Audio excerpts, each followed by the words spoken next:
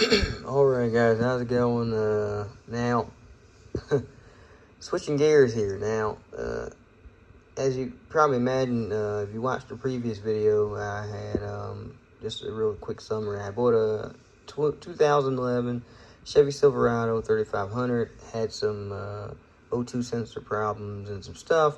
I ended up replacing O2 sensors and it patched up the problem, but then the problem came back. And I couldn't figure out what was going on. So, real quick, long story short, I spent just about half the day diagnosing where was the problem occurring at, and I ruled it out to being the ECU, surprisingly. Yeah, being the ECU, so that's what I got going on here. I'm sitting here powering up this ECU to show what the problem actually was. So, real quick, I'm going to show pretty much a quick diagram of this guy to show exactly, the pinout here of what I got connected up.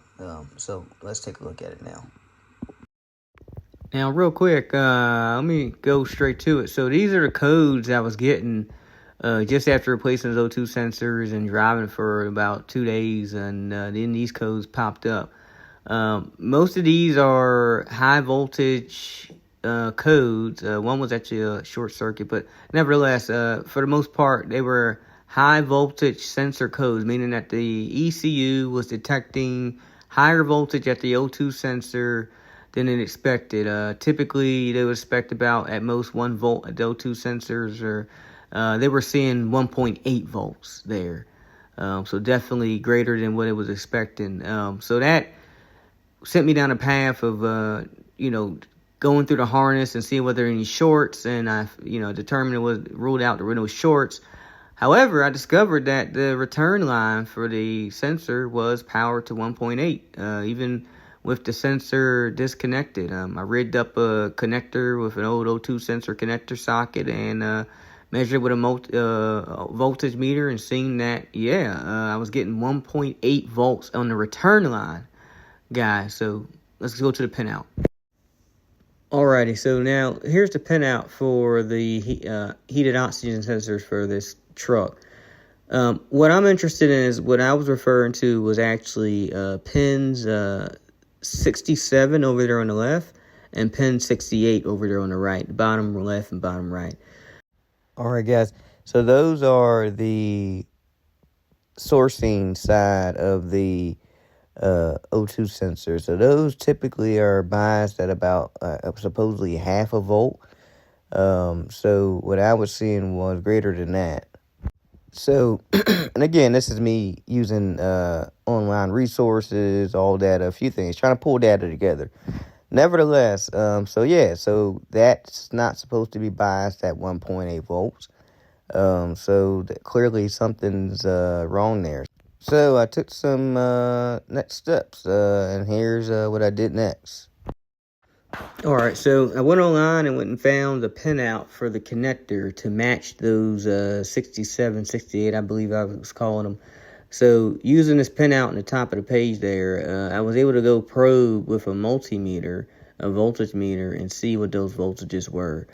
And again, I seen they were 1.8, and I even checked with my scan tool through the OBD, and I seen they was also saying 1.8 volts. So right there, that was explaining kind of why I was getting now the new rich condition again, is that the voltages at the O2 sensor was higher than what they were supposed to be. So the truck thought that it was running rich. Now in this case, the voltage was so high, now it registered as open, or rather high voltage, where it just actually operated in an open loop and didn't even bother reading the sensors. So now the truck was actually running rich, and it ran fine actually, because it was operating in an open loop using the pre-stored default data for the fuel trims. But still, you can't drive it like that. So so nevertheless, that took me over to now suspecting the ECU. So I started to remove the ECU, and I decided to get here on the bench and test the ECU separately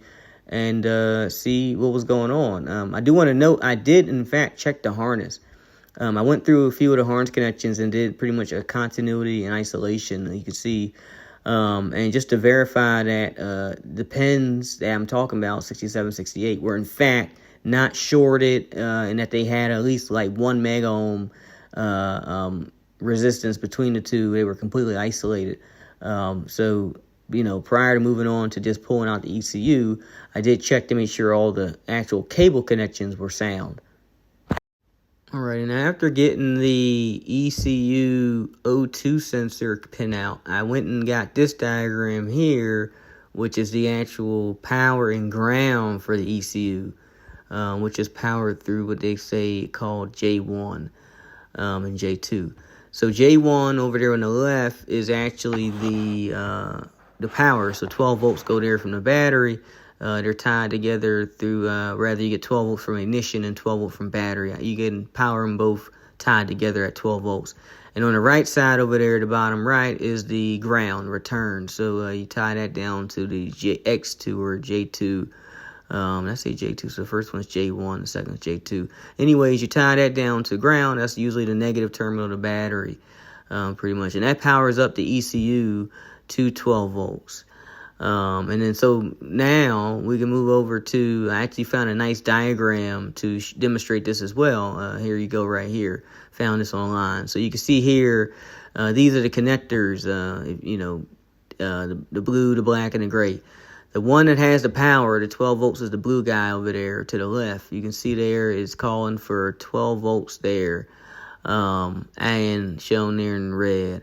The green and yellow is the actual digital communication. I won't be doing none of that in this video, but nevertheless, that's to power it through power. Now, the return for the power to ground is over there on the black on pin 73, that bigger pin up there in the top middle. So that's how you power it. Now, I have my power supply set up. I have a DC power supply set up to provide 12 volts, and I believe I have a current limit set to about 300 milliamps to power this guy up. And I kind of ramp it up to avoid inrush currents into the actual ECU. But nevertheless, here now I'll show now me powering it and confirming that there is 1.8 volts present.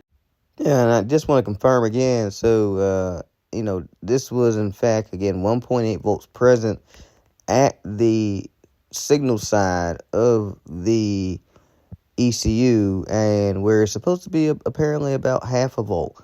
But it was 1.8 volts present. So, of course, that is out of family for this ECU. So, yeah, here's how I tested that on the bench. All right, guys. So, real quick. So, I'm showing here, this is the blue connector, which is used to power everything. This is where the 12 volts from battery and ignition is sent.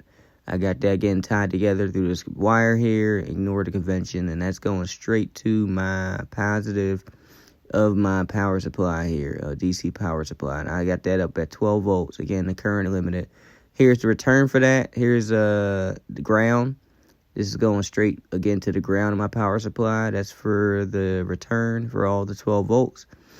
And that's just considered chassis ground as well, not the actual return for each. But they're about the same, sitting about the same level. But anyways, so here we go. I got my oscilloscope multimeter, and I'm able to make this measurement. So let's turn this on right fast. And you can see the current kind of spiked up, even though I have it current limited. And it's hovering about 12 volts. You got about 236 milliamps there and about 2.8 watts. So not a whole lot of power, but it is powered up. So now what I'll do is here, you'll see me attempt to make the measurement now. Again, this is showing that there was 1.8 volts present on the signal line, where it's supposed to be apparently half a volt is what I'm hearing, and what it seems like online provides. So let me turn on my actual multimeter. I'll put this guy on the multimeter setting. You'll see that in a moment. And I'm going to make this measurement.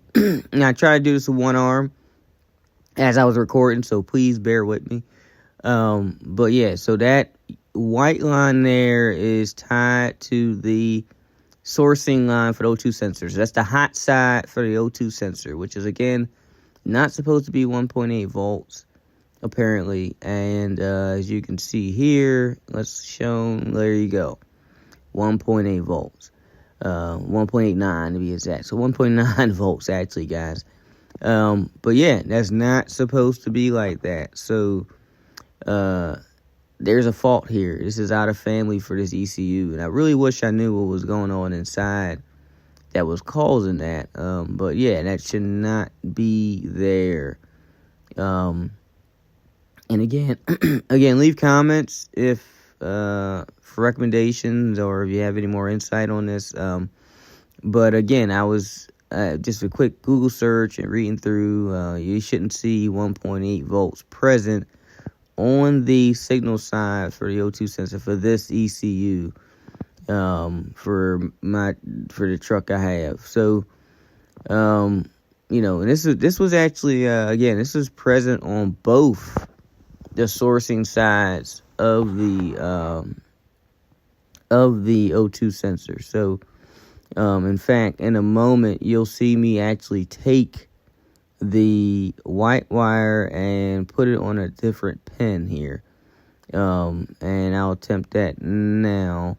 Let's see. I think I'm going to try now. But either way, I then switched this off to put it on a separate pin. Again, it was pin 86 and, pin 67 and 68. I have a hard time remembering. The pins I showed earlier, there's two. So that's the one for bank 1. Now here I'm going to put it on to bank 2, and try not to short anything out here, because it's live. And look at this. Again, I'm happy it's symmetric. The failure is symmetric, but here you got 1.9, again 1.89, round that up to 1.9 volts present on the sourcing side there. Yeah, anyways, I'm hoping this is the issue here. This was, intermittent, and now it's just a full failure, I believe, where it's just holding at 1.9. And I'm hoping it's the issue, because I'm not throwing any more money into this truck at this moment. So hopefully this can help somebody who's also encountered a similar failure case here. I think this might be a very unique failure case for this ECU. If this is the failure case. And if so, again, I've purchased another one off flagship.com. You can look it up, just type in ECU. And they worked with me to get the correct plug and play ECU when I gave them my VIN number.